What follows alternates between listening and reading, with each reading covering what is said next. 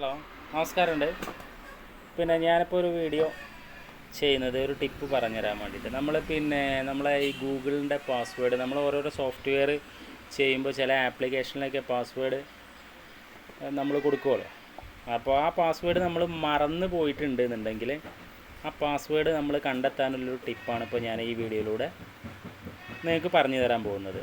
അപ്പോൾ നമ്മളെന്താ ചെയ്യണം, സെറ്റിങ്സ് ഫോണ് ഓപ്പൺ ആക്കിയിട്ട് സെറ്റിങ്സിൽ ക്ലിക്ക് ചെയ്യാം. സെറ്റിങ്സിൽ ക്ലിക്ക് ചെയ്തതിന് ശേഷം നമ്മൾ നേരെ താഴേക്ക് സ്ക്രോൾ ചെയ്യുക. അതിൽ ഗൂഗിൾ എടുക്കുക. ഗൂഗിൾ എടുത്തതിന് ശേഷം ഇങ്ങനൊരു ഇൻ്റർഫേസ് വരിക. അപ്പോൾ നമ്മൾ ഇങ്ങനെ വന്ന് ജസ്റ്റ് ഒന്ന് വെയിറ്റ് ചെയ്ത് കഴിഞ്ഞാൽ ഈ പാസ്വേഡ് മാനേജർ എന്ന് പറഞ്ഞൊരു ഓപ്ഷൻ കാണാം. അപ്പോൾ ഈ പാസ്വേഡ് മാനേജറിൽ ജസ്റ്റ് ഒന്ന് ക്ലിക്ക് ചെയ്യുക. ക്ലിക്ക് ചെയ്ത് കഴിഞ്ഞാൽ നമ്മളിങ്ങനെ വരും.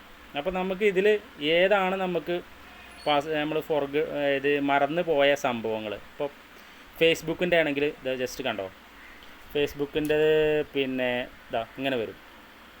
അപ്പോൾ ഇതിൽ പാസ്വേഡ് നമ്മൾ ഇപ്പോൾ ഈ ഇതിൽ ക്ലിക്ക് ചെയ്ത് കഴിഞ്ഞാൽ പാസ്വേഡ് അതിൽ ഷോ ചെയ്യും. ഇങ്ങനൊരു സംഭവം വരും. പിന്നെ ഇനി അടുത്ത് നമുക്ക് ഗൂഗിളിൽ ക്ലിക്ക് ചെയ്ത് കഴിഞ്ഞാൽ അതും ഇങ്ങനെ വരും. അപ്പോൾ അത് നമ്മൾ ജസ്റ്റ് ഈ ഐൻ്റെ ഇവിടെ ക്ലിക്ക് ചെയ്ത് കഴിഞ്ഞാൽ ആ പാസ്വേഡ് ഷോ ചെയ്യുന്നതാണ്. അപ്പോൾ ഇങ്ങനെ ഓരോരോ സംഭവങ്ങൾ ഇൻസ്റ്റാഗ്രാം ഉണ്ടാവും ഇതിൽ. അതേപോലെ ഇപ്പോൾ